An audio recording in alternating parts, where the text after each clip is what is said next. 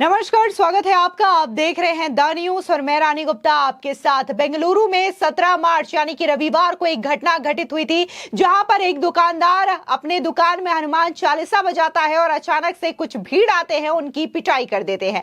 अब इस पूरे मामले को लेकर के जहां पुलिस का ये दावा है कि उन्होंने इस मामले में एफआईआर दर्ज की है और 6 लोगों के खिलाफ एफआईआर दर्ज कर कार्रवाई की जा रही है, 3 की गिरफ्तारी हुई है। तो अब हिंदू संगठन हो या फिर आम जनता हो, उनके खिलाफ गुस्सा फूटता हुआ नजर आ रहा है। और आज बेंगलुरु की सड़कों पर बाकायदा हिंदू संगठन जो है वो विरोध प्रदर्शन करते हुए नजर आए और उन्होंने दुकानदार मुकेश के समर्थन में ये विरोध प्रदर्शन किया है और साथ ही कांग्रेस सरकार पर जमकर हमला बोला है। इसी के साथ ही आपको बता दें कि इस विरोध प्रदर्शन में जहां तमाम तादाद में लोग इकट्ठे हुए, हिंदू संगठन इकट्ठा हुआ, तो वहीं पर बीजेपी युवा मोर्चा के अध्यक्ष और सांसद तेजस्वी सूर्या भी शामिल हुए। इसी के साथ ही आपको बता दें कि इस पूरे मामले को लेकर के बीजेपी कर्नाटका ने जोरदार तरीके से हमला बोला है और साथ ही कांग्रेस की सिद्धारमैया सरकार को भी जमकर घेरा। तो वहीं दूसरी ओर बीजेपी के विधायक टी राजा ने भी इस पूरे मामले पर अपनी प्रतिक्रिया जाहिर की है और उनका कहना है कि जहां जहां पर कांग्रेस की सरकार है वहां वहां हिंदुओं पर अत्याचार होता है। आपको बताते हैं विस्तार से इस पूरे मामले के बारे में कि आखिर ये मामला है क्या और क्यों हिंदू संगठनों की ओर से ये प्रदर्शन आज बेंगलुरु की सड़कों पर किया जा रहा है। दरअसल आपको बता दें कि 17 मार्च यानी कि रविवार को कर्नाटका की राजधानी बेंगलुरु स्थित नागरापेट इलाके में मुकेश नाम के एक शख्स पर कथित तौर पर हनुमान चालीसा बजाने के कारण कुछ भीड़ आता है और उस पर हमला कर देता है। इस मामले में पुलिस ने 6 लोगों के खिलाफ केस दर्ज करते हुए 3 लोगों को हिरासत में लिया है। बता दें कि रविवार को हुई इस घटना को लेकर के लोगों में काफी ज्यादा रोष देखने को मिल रहा है। इस बीच जब प्रदर्शन में पहुंचा मुकेश तो उनसे भी वहां पर भीड़ जो है समर्थन करती हुई नजर आई। ऐसे में जब उनसे सवाल पूछा गया तो उन्होंने साफ तौर से कहा कि रविवार को जो घटना मेरे साथ घटित हुई है, अगर वो काफी ज्यादा गंभीर रूप से होता तो क्या जवाबदेही होती, आखिर इसका जिम्मेदार कौन होता। एक बार सुनिए कि मुकेश क्या कहते। सर, मैं बोलना चाहूंगा, अगर मेरे को संडे जो घटना हुई उसमें अगर मुझे कुछ ज्यादा हो जाता, मैं मर जाता तो कौन जवाब लेता था। अभी ऐसा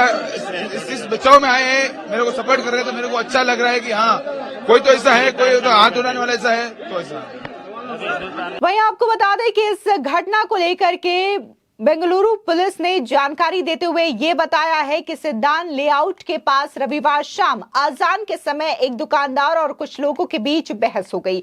वो दुकानदार जोर से गाना बजा रहा था जिस पर कुछ युवकों ने उसे ठोका तो बहस शुरू हो गई। इसके बाद उन्होंने दुकानदार को पीट दिया। हसलूर गेट पुलिस क्षेत्र में एक एफआईआर दर्ज की गई है और पुलिस आरोपियों को गिरफ्तार करने में जुटी है। बता दें कि प्राप्त जानकारी के मुताबिक यह घटना रविवार शाम नगरापेट में हुई है, जहां 6 लोगों के ग्रुप ने एक दुकानदार पर हमला कर दिया था। शिकायतकर्ता मुकेश का आरोप है कि ये लोग उससे पैसे मांगते थे, लेकिन उसने देने से इनकार कर दिया। इसी का बदला लेने के लिए उन्होंने उनकी दुकान पर बजाए जा रहे भक्ति गीत यानी कि हनुमान चालीसा पर आपत्ति जताते हुए उसके साथ मारपीट की। आपको बता दें कि इस मारपीट की वीडियो सीसीटीवी में कैद हो गई, जिसके बाद ये सोशल मीडिया पर भी लगातार वायरल हो रही है। लेकिन उससे पहले इस घटना को लेकर के मुकेश ने जो विस्तार पूर्वक चीजें बताई हैं, एक बार वो भी सुनिए। सर, कल शाम को 6 बजे 6:15 का टाइम मैं यहाँ पे एक साउंड प्ले कर रहा था, गाना भजन प्ले कर रहा था। 3-4 लोग आए और मुझे धमकाने लगे कि फोन स्पीकर वगैरह बजाया तो तेरे को मार दूंगा पूरा। तो मैंने बोला आपको तकलीफ क्या हो रही है, तो बोला हमारा अज़ान का टाइम में सब नहीं पे प्ले करना। तो बोला अज़ान का टाइम तो अभी नहीं है ना, तुम अभी ऐसा क्यों कर रहे हैं, तुम ज्यादा बात मत करो, ऐसा बजाया तो मैं तुम्हारे को मार देता। तो कैसा मारता, मैं सामने आया तो मेरा गला पकड़ लिया, वो भी पकड़ने आ गया और मैं उनको छुड़ाने के लिए बाहर गया तो बाहर मेरे को सब लोगों ने मिलकर मार दिया सर। पंचर से मारा और धमकी भी दिया कि चाकू छुपा दूंगा, मेरे को मारा दो। इससे पहले भी ये लोग यहाँ आए थे सर, इधर सर्विस ट्री स्टॉल है ना सर, उधर भी उनका ऐसा हुआ था। उन्होंने कंप्लेंट भी दिया था पर कंप्लेंट उनका फाइल नहीं हुआ क्योंकि उनका थोड़ा सपोर्ट है सर वहाँ पे पुलिस स्टेशन वगैरह, तो उनका कंप्लेंट भी नहीं रजिस्टर नहीं हुआ उनका। आपके पास इससे पहले कभी आए थे, कुछ मालूम है? एक दो बार पूछा था सर, मैं आइटम दिया नहीं, करस वगैरह वो उधार पूछ के वो टोकन लेते हैं सर, फ्री में लेते हैं। पर मैं बोला ऐसा कोई आइटम देता नहीं है सर। कौन सा सम लगा आपने हनुमान चालीसा चला रहा था? हाँ सर, हनुमान एल्बम बजाया था, कौन सा? हनुमान जी एल्बम बजाया था, हनुमान चालीसा चल रहा था अभी, हनुमान चालीसा पूरा हनुमान जी का गाना आता है 10-15, तो उसमें वो टाइम हनुमान चालीसा बज रहा था। वो लोग कौन था? वो सर इधर के लोग है, कुंभारपेट है, और कोई हिंदू मुस्लिम कोई लड़का पहचानते आपने? हाँ 2-3 मुस्लिम लोग हैं सर, मैं पहचानता हूँ उनको। हिंदू लड़के में आया था मारने के लिए? नहीं, हिंदू लोग तो कोई नहीं आया था, वो आए थे अजान के टाइम में, वो इश्यू से आए थे सर, कि अजान का टाइम है, तुम बजाना नहीं तो मार खाएगा तुम लोग, ऐसा वही बोला आपको? वही बोला हमारे को। ठीक, थैंक यू। बता दें कि पुलिस के अनुसार 6 लोगों के खिलाफ इस पूरे मामले में केस दर्ज किया गया है, जिसमें धार्मिक भावनाओं के साथ साथ हत्या की कोशिश का मामला भी दर्ज किया गया है। इसमें से 3 को हिरासत में लिया गया है और इनकी पहचान सुलेमान, शहनवाज, रोहित के तौर पर बताई जा रही है। पुलिस ने बताया है कि इस घटना में कोई सांप्रदायिक एंगल नहीं है। पीड़ित और आरोपित पहले से परिचित है कर्नाटक, और वहीं दूसरी ओर इस पूरे मामले को लेकर के बीजेपी कांग्रेस सरकार पर हमलावर नजर आ रही है। बता दें कि कर्नाटका बीजेपी ने बेंगलुरु में हुए इस घटना को लेकर के कांग्रेस सरकार की आलोचना करते हुए कहा है अपने सोशल मीडिया पोस्ट पर कि कट्टरपंथी, चरमपंथी तत्वों ने सड़कों पर कब्जा कर लिया है और खुलेआम हिंदुओं को आतंकित किया जा रहा है। बीजेपी ने कहा है कि कांग्रेस के घोर तुष्टीकरण का खामियाजा कर्नाटक के लोग भुगत रहे हैं। राहुल गांधी ने हिंदुओं के खिलाफ युद्ध की घोषणा की है और मुख्यमंत्री सिद्धारमैया के कृपा पात्र हनुमान चालीसा का जाप करने वाले हिंदुओं को भी आतंकित कर रहे हैं। आपको बता दें, इसी के साथ ही बीजेपी कर्नाटका ने इस मारपीट का सीसीटीवी फुटेज भी अपने सोशल अकाउंट के साथ साझा किया है। वहीं दूसरी ओर बीजेपी विधायक टी राजा ने भी इस पूरे मामले को लेकर के अपनी प्रतिक्रिया जाहिर करते हुए ये कहा है कि जहां जहां कांग्रेस की सरकार रही है वहां वहां हिंदुओं पर अत्याचार होता है। साथ ही टी राजा ने एक अन्य ट्वीट में कहा है कि रोड पर नमाज पढ़ सकते हैं लेकिन अपनी दुकान के अंदर हनुमान चालीसा नहीं सुन सकते। यही है सेकुलरिज्म। कहीं ना कहीं यहां पर टी राजा ने एक बड़ा सवाल भी उठाया है कांग्रेस सरकार के आगे। आपको बता दें कि पुलिस ने बताया है कि आरोपियों के खिलाफ भारतीय दंड संहिता की धारा 506, 504, 149 और इसी के साथ ही 307 का मामला दर्ज किया गया है। खैर, इस पूरे मामले को लेकर के लगातार बेंगलुरु की सड़कों पर लोग उतर पड़े हैं और इस पूरे मामले को लेकर के जिस तरीके से सरकार का रवैया है, पुलिस का रवैया है, इसके खिलाफ अपना विरोध जारी रखे हुए हैं। फिलहाल इस पूरे मामले को लेकर के आपकी क्या राय है, हमारे कमेंट सेक्शन में जरूर बताएं। धन्यवाद। Attacked him on the pretext that Azan was being played elsewhere, and at that time he should not be playing the Hanuman Chalisa, and that provoked them. An altercation followed. Mukesh was pulled out of the shop and 6-7 members grievously assaulted him, even threatened to kill him, and with the same Bluetooth speaker from which the Hanuman Chalisa was being played, they attacked him on his face, on his back, and he has sustained grievous injuries. Later the evening, Mukesh and his family, who are Hindi speakers primarily, approached the local police station to register an FIR. And the FIR was not registered immediately by the local authorities. It was only after the intervention of local leaders that the FIR was registered. At the time of registration of the FIR, because Mukesh does not know how to read Kannada properly,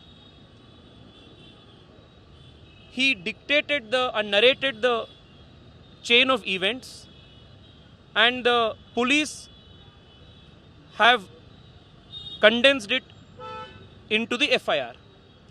However, it came to light today when all of us came here, and it was brought to Mukesh's notice by a few of his family members and neighboring shopkeepers, that the FIR does not contain the main ingredients, that he was playing Hanuman Chalisa on his phone, and that was the reason why the attack took place. The FIR said that he played loud music on the Bluetooth speaker, and the loud music was what irked the miscreants to come and attack him. From morning Mukesh has been speaking to multiple people, including television channels, and narrating what actually took place yesterday. But this factual matrix has not found place in the FIR that was registered by the police yesterday. This goes to show that the Congress government in Karnataka deliberately tried to dilute the FIR and its contents by not including the very important and essential ingredients that constitute the crime. It was only after we intervened today and asked him to write a further statement that these essential ingredients have been added into the FIR. This is the Congress government in Karnataka is faulted on two grounds. One, the fact that they have been pathetic and hopelessly wrong in maintaining the law and order in the state by emboldening these kind of radical elements, supporting them tacitly through their appeasement policies. And second, they have deliberately interfered in the course of investigation by diluting the FIR because he is a non-Kannada speaker and a lot of material, lot of essential matter was lost in translation. This is the situation of an average person in Karnataka today who approaches the authorities who are supposed to protect law and order and give justice. Sir, what do you word for the Home Minister and any promises given by the police that they will come? That's the appeals to. Sir, how can a common man have faith in the system, in those people who are supposed to protect, give justice, if deliberately FIRs are filed in such a manner that the main ingredients are removed? Had people not read the FIR today, spoken to him, told him that the main ingredients that he mentions do not find a place in the FIR, if not for our intervention, the FIR would have been a dummy FIR. So a government that cannot even file a faithful, factual FIR cannot be trusted to give justice to people. So government is still silent in this issue. We have demanded from the Chief Minister, our demand from the police authorities, our Home Minister is very clear. The entire episode is caught on CCTV cameras. By tomorrow forenoon, we want all of these miscreants to be apprehended, to be arrested. Justice must be served swiftly, and until then, we will continue this fight for justice.